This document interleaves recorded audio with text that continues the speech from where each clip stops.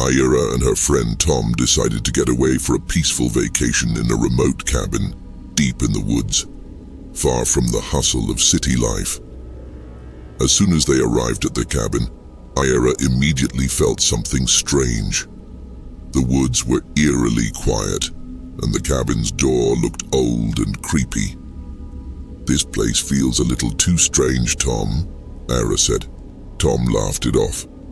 "It's just your imagination, Ira. You'll get used to it in no time." The first night, Ira began to feel something odd. There was a rustling in the silence of the night, like footsteps coming from somewhere. She tried to wake Tom, but he was in a deep sleep. Ira's heart began to race, and as she looked at the door, she saw a dim shadow. It was slowly creeping toward her. "Is this real?" Ira thought to herself, but when she opened the door, there was nothing there.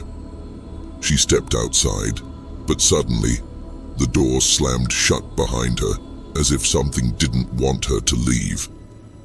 The next day, Ira and Tom decided to explore around the cabin.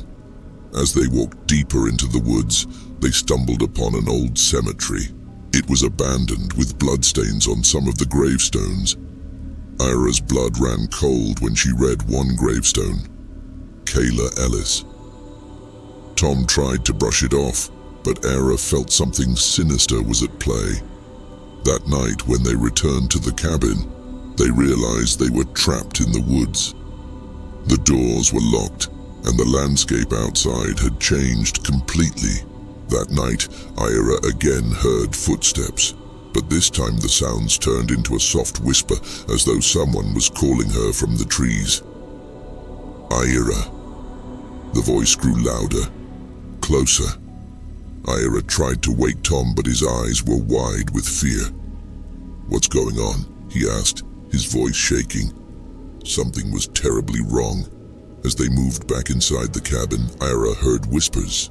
The voice was calling her from within. "Ira, come." The whispers were now right next to them. Tom quickly shut the door, but soon the door began to creak open on its own. An unusual shadow appeared inside. Ira made a final attempt to break the door down, but the power draining from her body left her weak with every passing moment. She turned to look at Tom, whose face had twisted in terror. Did you see that?" Ira asked. "No, I don't see anything." Tom's voice trembled, as though he wanted to say something but couldn't.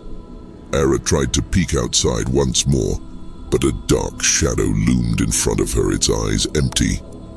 She looked at Tom, but his body had vanished into a dark void.